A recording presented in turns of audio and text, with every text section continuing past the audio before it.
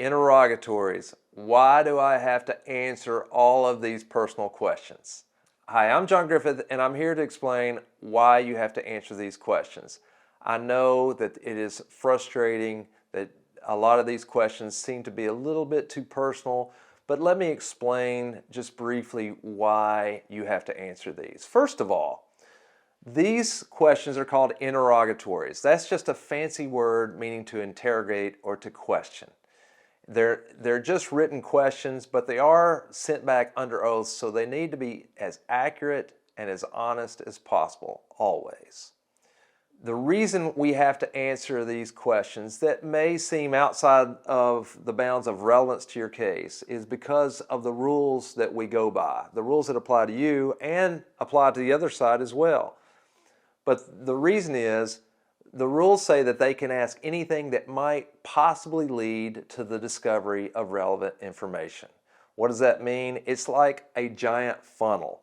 They can ask you all kinds of junk up front, but if we were to go further in your case in trial, only the relevant, refined information that applies to your case could be admissible later on.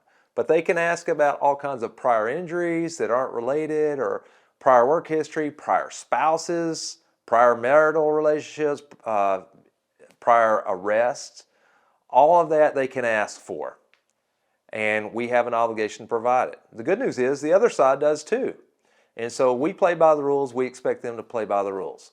It's important that you answer those questions. Why do you have to answer some of these questions about where I worked at for the past 10 years?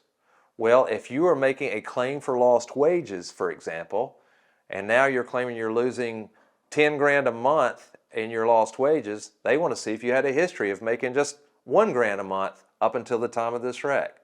So those questions are very important to answer. It may not be relevant, but we've got to go through with the procedure. One of the important things to know is that we've got a time limit to answer these questions. So it's important for you to get your answers back to us within a week or 10 days so that we can type them up, the attorney can review them, and we can make sure we've got a final edit that we send within 30 days. If we need more time, we can get more time. It's not a make or break issue, but I'm always focusing on moving your case forward as quickly as possible. So please get them back to us as early as you can. Thank you.